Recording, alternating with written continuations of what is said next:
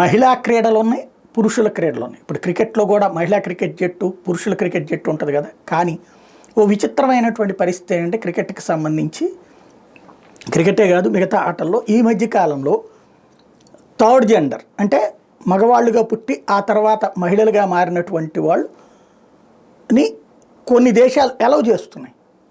ఇది స్పోర్ట్స్లోకి మహిళల కోటాలు అలౌ చేస్తున్నాయి.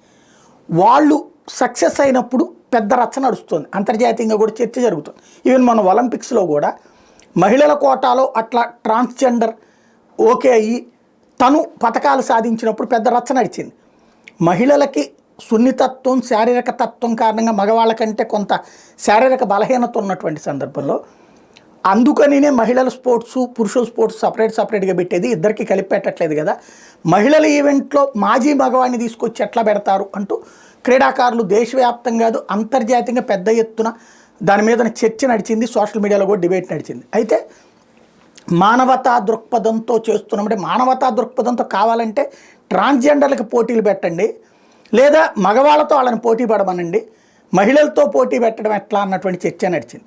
ఇప్పుడు ఇదే అంశానికి సంబంధించి ట్రంప్ ఇప్పుడు ఏం చేశాడు, తన అమెరికాలో వరకు ఎయిదర్ మెన్ ఆర్ ఉమెన్ ఈ మధ్యలో లేదని చెప్పేశాడు. అందులో భాగంగా అక్కడ కొన్ని ఏదైతే డెమోక్రటిక్ పార్టీకి సంబంధించి అంటే బైడెన్ పార్టీ వాళ్ళు మాత్రం దాన్ని వాళ్ళ రాష్ట్రాల్లో ఎలౌ చేస్తున్నారు. లేటెస్ట్గా ఇదే అంశం మీద చర్చ వచ్చినటువంటి సందర్భంలో చాలా క్లియర్గా ట్రంప్ చెప్పుకొచ్చాడు. ఒక గవర్నర్ ఎవరైతే వీళ్ళకి సంబంధించినటువంటి గవర్నర్ మైక్ డ్రాప్కి వచ్చేటప్పటికి క్లియర్గా అక్కడ చెప్పుకొచ్చాడు.